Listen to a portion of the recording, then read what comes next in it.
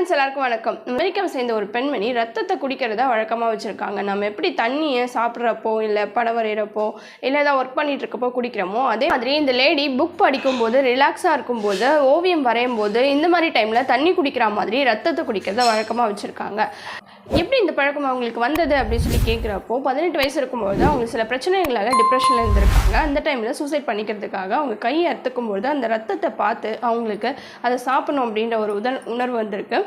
அப்போது அந்த ரத்தத்தோட டேஸ்ட் அவங்களுக்கு பிடிச்சி போய் அதுலேருந்து இப்போ வரைக்கும் அந்த பழக்கத்தை அவங்க தொடர்ந்துகிட்டே இருக்காங்க. இப்போ அவங்களுக்கு 40 வயசு ஆகுது. கிட்டத்தட்ட 10 ஆண்டுகளில் 3800 லிட்டர் ரத்தத்தை இது வரைக்கும் அவங்க குடிச்சிருக்காங்களாம். ரீசெண்டாக அவங்க கொடுத்த பேட்டியில் மிருக ரத்தங்களை விட மனித ரத்தங்கள் தான் ரொம்பவே டேஸ்ட்டாக இருக்கும் அப்படின்னு சொல்லியிருக்காங்க. அதுக்காக நீங்கள் என்ன ரத்த காட்டேரின்னு நினச்சிக்காதீங்க, எனக்கு ரத்தத்தை குடிக்க பிடிக்கும் அவ்வளவுதான் அப்படின்னு சொல்லி சிரிச்சிட்டே பதில் சொல்லியிருக்காங்க. இந்த வீடியோ உங்களுக்கு பிடிச்சிருக்கோம், இன்ட்ரெஸ்டாக இருந்திருக்கும் நம்புறேன். ஸோ இந்த வீடியோக்கு ஒரு லைக் போட்டுருங்க, சப்ஸ்கிரைப்